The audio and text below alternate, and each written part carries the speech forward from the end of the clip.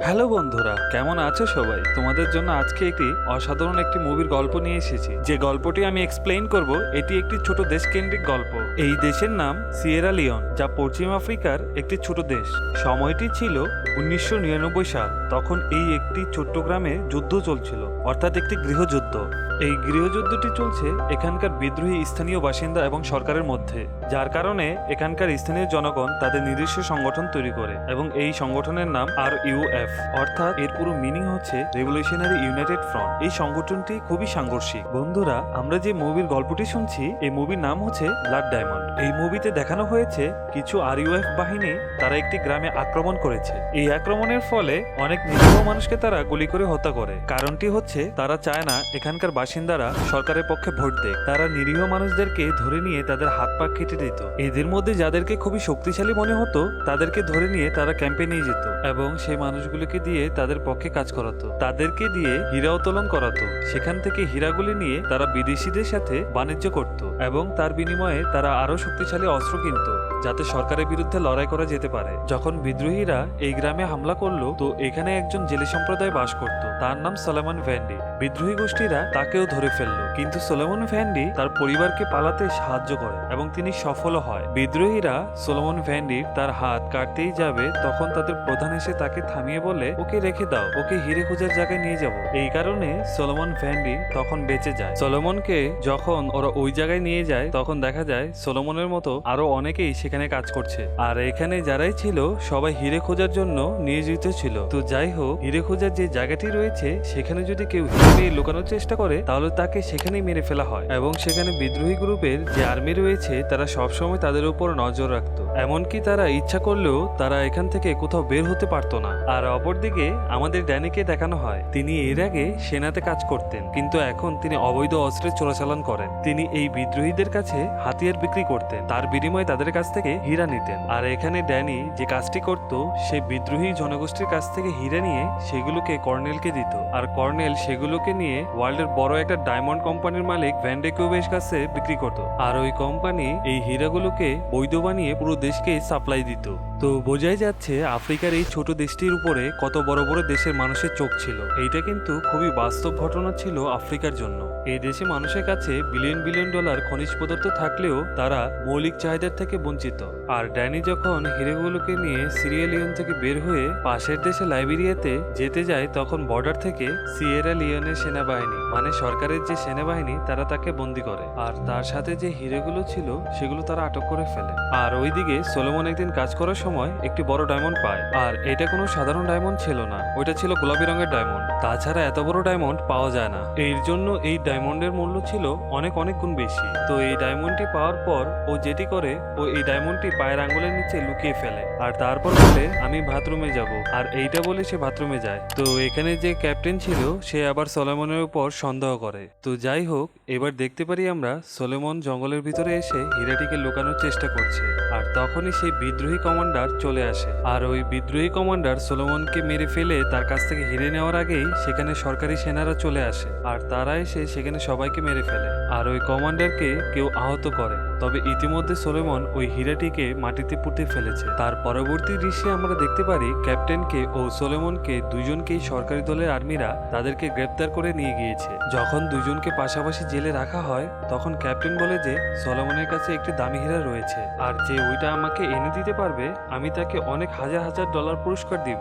আর তখন জেলের কয়েদিরা সলোমনের দিকে একে একে সবাই এগিয়ে যায়, কিন্তু সলোমন এটা কোনোভাবেই স্বীকার করে না এবং বলে, আমি জানি না এটা কোথায়, উনি মিথ্যে বলছে।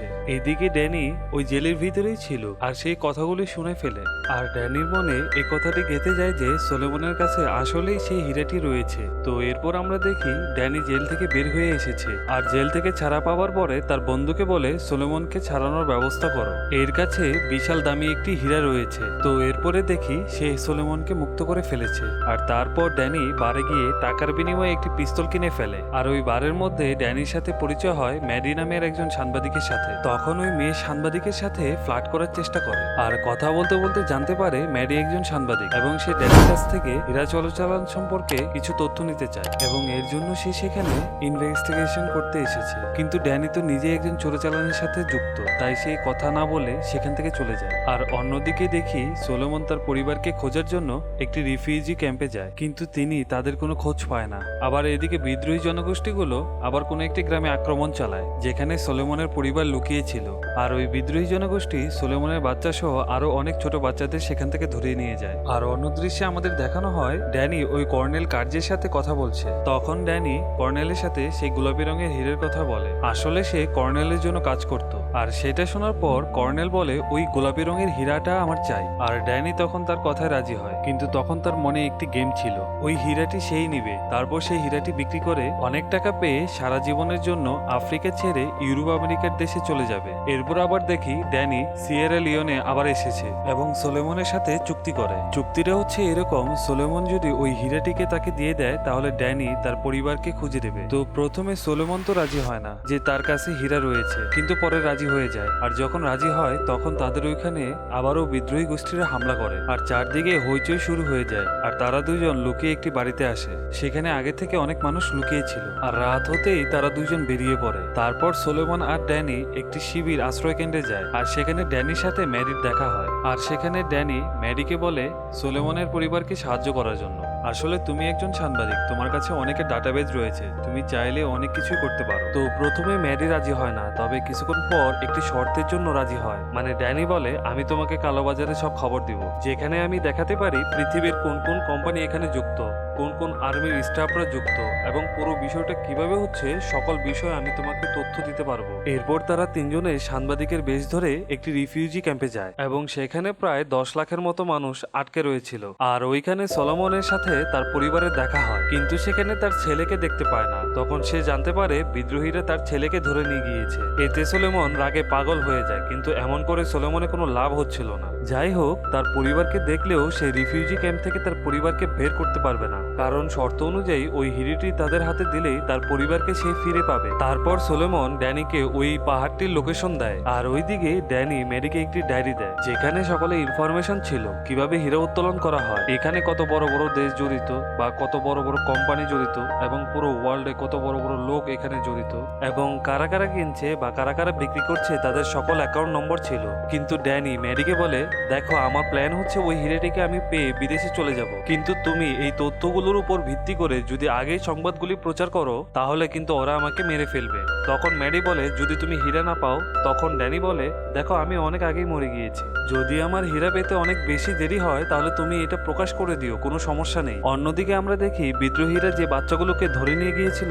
তাদের দিয়ে অস্ত্র চালানো শেখাচ্ছে এবং মানুষদের মারা ট্রেনিংও দিচ্ছে। তাছাড়া সরকারের বিরুদ্ধেও তাদের ব্রেন ওয়াশ করছে। অন্যদিকে আমাদের দেখানো হয় ম্যাডি, সোলোমন আর ড্যানি একটি শহরে যাওয়ার জন্য রওনা দিয়েছে আর তখন তাদের উপর বিদ্রোহীরা আক্রমণ করে আর কোনো মতে তারা সেখান থেকে পালিয়ে সাউথ আফ্রিকা আর্মি বেসের কাছে পৌঁছে যায়, যেটা কর্নেল কার্জের আন্ডারে ছিল। মানে এই দেশেই একটা সাউথ আফ্রিকার আর্মি বেস ছিল। একটি দেশ সমস্যায় পড়লে বিভিন্ন দেশ তার সুবিধা ভোগ করার চেষ্টা করে আর কি। আর ওখানে গিয়ে ড্যানি জানতে পারে যে সিয়েরা লিওনের বিদ্রোহীদের উপর ফাইনাল একটা অ্যাটাক করার জন্য রেডি হচ্ছে, যাতে ওইসব এলাকা থেকে ওদের দূর করতে পারে। আর তাই কর্নেল ড্যানিকে তৈরি হতে বলে, কিন্তু ড্যানিয়েল তখন যেটা করে সেভাবে আমি সেনাবাহিনীর সাথে যাব না, আমার ডায়মন্ড দরকার। আর তাই সোলোমনকে নিয়ে সেখান থেকে পালিয়ে বেরিয়ে পড়ে। আর যাওয়ার সময় ড্যানি ম্যাডির সাথে অনেক কথা বলে আর এটা দেখে আমরা বুঝতে পারি ম্যাডি আর ড্যানি একে অপরকে ভালো লাগতে শুরু করে, কিন্তু এটাই হয়তো তাদের শেষ দেখা। তো এরপর আমরা দেখি ড্যানি আর সোলোমন হেঁটে হেঁটে অনেক দূর চলে আসছে। তো ড্যানি যখন সেই হিরে জায়গাতে যেতে চায়, সোলোমন আবার অন্য রাস্তা দিয়ে যায়। তখন ড্যানি জিজ্ঞেস করে তুমি কোথায় যাচ্ছ, হিরের রাস্তা তো এইদিকে। কিন্তু সোলোমন বলে আমার ছেলে ওইদিকে, মানে সোলোমন তার ছেলেকে বাঁচাতে চায় আর ড্যানি চাই হিরে। তখন তাদের মধ্যে অনেক ফাইট হয় আর এই ফাইট করার এক পর্যায়ে ড্যানি সোলোমনকে গান পয়েন্ট করে। তখন সোলোমন বলে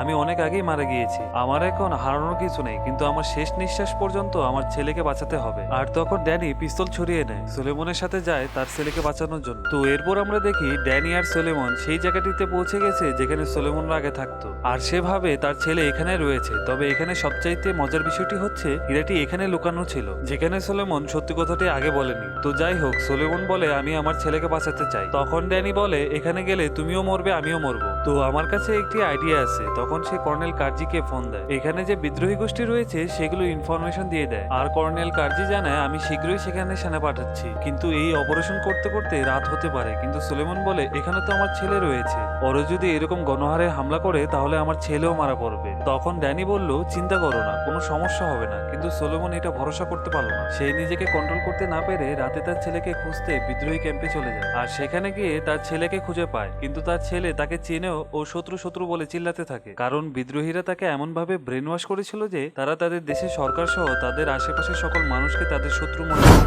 আর এর ফলে সোলেমন ধরা পড়ে যায়। আর ওইদিকে ড্যানি এগুলো দেখছিল, কিন্তু তার কিছুই করার ছিল না। সে শুধু কর্নেল কার্জি কখন ফোর্স পাঠাবে তার অপেক্ষা করতে থাকে। কিন্তু আমরা সোলেমনের সামনে সেই ক্যাপ্টেনকে দেখি যে সোলেমনকে হীরা লুকাতে দেখেছিল। সে এসে সোলেমনকে ধমকে বলে ওই হীরাটিকে আমাকে দে, কিন্তু সোলেমন কোনোভাবেই রাজি হচ্ছিল না। সোলেমন বলে হীরা যদি আমি তোমাকে না দেই তবুও তুমি আমাকে মেরে ফেলবে, আর হীরা দিলেও তুমি আমাকে মেরে ফেলবে। তখন ক্যাপ্টেন বলে আমি তোমাকে মেরে ফেলবো না, তোমার সামনে তোমার ছেলেকে প্রথমে মারবো, তারপর তোমার বউ আর মেয়েকে খুঁজে বের করবো, তারপর তাদেরকে তোমার সামনে রেপ করব। তখন সোলেমন ভয়ে হীরা খুঁজতে বের হয়ে যায়। তখনই কর্নেল কার্জি তার টিম নিয়ে সেখানে হামলা করে আর একতরফা সবার উপর ব্রাশ ফায়ার করে। আর ওই সুযোগে আমরা দেখি সোলেমন ওই বিদ্রোহীদেরকে মেরে ফেলে। এই অবস্থাতেও সোলেমনের ছেলেও প্রায় মরতে বসেছিল। তখন ড্যানি তাকে রক্ষা করে। যাই হোক, সিচুয়েশন ঠিক হওয়ার পর কর্নেল সোলেমনকে হীরের কথা জিজ্ঞেস করে, কিন্তু সোলেমন বলে সে বলবে না। তখন ড্যানি কর্নেলের কাছে এগিয়ে যায়। তখন তাকে বলে আমাকে হীরার 50-50 দিতে হবে। তখন কর্নেল বলে তুমি এখনো ওইরকম পজিশনে আসোনি, তুমি সর্বোচ্চ 30% নিতে পারো। কিন্তু ড্যানি বলে 40%, তাতে কর্নেল রাজি হয়ে যায়। তো এরপর ড্যানি যেটা করে সে কর্নেল কার্জিকে সোলেমনের বাচ্চাটির কথা বলে দেয়। আর তখন কর্নেল সোলেমনের বাচ্চাটির মাধ্যমে সোলেমনকে বাধ্য করে হীরাটিকে খুঁজতে। আর এরপর আমরা দেখি কর্নেল তার সঙ্গীদের নিয়ে সোলেমনের সাথে যায় হীরাটিকে খুঁজতে। আর এখানে উল্লেখ্য যে ড্যানি সোলেমনকে আগেই বলেছিল যে আমি কর্নেলকে বিশ্বাস করি না। তো ড্যানিও খুবই বুদ্ধিমান যে সে জানতো হিরে পাওয়া হয়ে গেলে কর্নেল তাকেও মারবে এবং সোলেমনকেও মারবে। তাই সে হিরে উঠানোর আগে কর্নেলের উপর আগে আক্রমণ করে, সাথে তাদের সাথে যে বাকি লোকও ছিল তাদেরকেও আক্রমণ করে। কিন্তু এর মধ্যে ড্যানি শরীরে গুলি লেগে যায় আর অনেক রক্ত পড়তে থাকে। আর এইদিকে সোলেমন সেই হীরাটিকেও পেয়ে যায়। কিন্তু তখনই সোলেমনের ছেলে ড্যানির দিকে পিস্তল ঘুরিয়ে নেয়। আর সোলেমন উঠে তার ছেলেকে অনেক বোঝায়, তার মায়ের কথা মনে করায়, তার বোনের কথাও মনে করায়। আর এরপর সোলেমনের ছেলে সব আগের কথা মনে পড়ে যায়। এতক্ষণে কর্নেলের যে বাকি লোকগুলো ছিল তারা সবাই এদিকে চলে আসে এবং তাদের উপর গুলি করতে থাকে। আর তখন আমরা দেখি তারা তিনজন সেখান থেকে পালিয়ে দূরে একটি পাহাড়ের উপর পৌঁছানোর চেষ্টা করে, কারণ ড্যানি ফোন দিয়ে একজন পাইলটকে একটি বিমান নিয়ে আসতে বলেছে। কিন্তু ড্যানির অবস্থা এতটাই খারাপ ছিল যে তার শরীর থেকে এত পরিমাণ রক্ত বের হয়েছিল যে ড্যানি বুঝতে পারে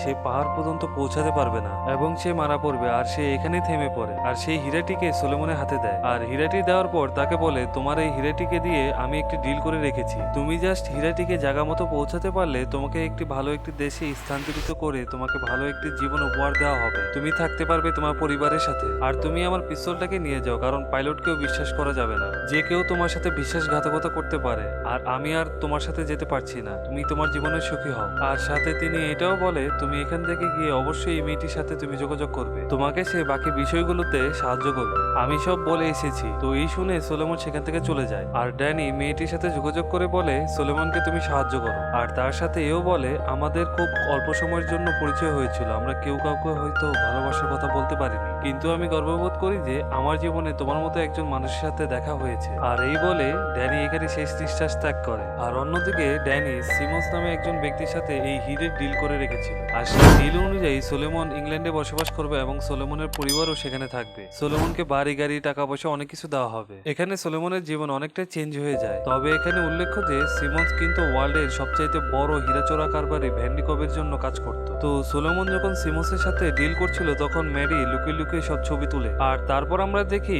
ম্যাডি একটি ম্যাগাজিন প্রকাশ করে। আর এইটা পুরো পৃথিবীতে হীরা ব্যবসার পিছনে কি পরিমাণে জঘন্য বিষয় রয়েছে তা সবার সামনে চলে আসে এবং সবাইকে বোঝানো হয় আমরা উন্নত বিশ্বের যে হীরা ব্যবহার করি তার পিছনে যে কত নিরীহ হাজার হাজার মানুষের জীবন যায় আর কত বড় বড় দেশগুলো ইচ্ছে করে ছোট ছোট দেশগুলোকে অশান্তি করিয়ে রেখেছে সেটা বোঝানো হয়। সবাইকে এটা বোঝানো হয় তারা যেন চোরাই হীরা বর্জন করে, কারণ তারা যদি এসব হীরা বর্জন করে তাহলে ওরা এই হীরাগুলি বিক্রি করতে পারবে না। আর এরকম লাখ লাখ কোটি কোটি মানুষের এরকম যন্ত্রণায় পড়তে হবে না। আর শেষে আমাদেরকে দেখানো হয় সলোমনকে একটি সংবাদ সম্মেলনে আনা হয়েছে এবং সে এসব হীরা চোরা কারবারি এবং এর পিছনে ইতিহাস নিয়ে দুনিয়ার সামনে প্রকাশ করে। আর এই বিষয়টি নিয়ে পুরো দুনিয়াতে অনেক বেশি নিউজ হয়, যার ফলে পৃথিবীর 40টি কোম্পানি একসাথে চুক্তি করে এই চোরা হীরার বিরুদ্ধে। আর এই পুরো ঘটনাগুলো একটি সত্য ঘটনার উপর নির্মিত। 2003 সালে সত্যি সত্যি পৃথিবীর 40টা দেশ চুক্তি করেছিল যে তারা আফ্রিকার চোরা হীরা আর কিনবে না। আর এই সিনেমার নাম ব্লাড ডায়মন্ড দেওয়ার কারণ হচ্ছে কারণ মানুষের রক্তের বিনিময়ে এই হীরাগুলি পাওয়া যেত, আর এর জন্য সিনেমার নাম দেওয়া হয়েছিল ব্লাড ডায়মন্ড। আর এই পুরো সিনেমাটি দেখে আফ্রিকার মানুষের জন্য আমার সত্যি খারাপ লেগেছে, কারণ বড় বড় দেশের চক্রান্তে আফ্রিকার কোটি কোটি মানুষ পশুর মতো জীবনযাপন পার করেছে। আর সেই সমস্ত বড় বড় দেশ নিজেদেরকে ভালো দেখানোর জন্য কিছু কিছু জায়গায় দান করে। তাদের লোভের কারণে সাধারণ মানুষের নির্মমতার কাছে স্বীকার করতে হয়।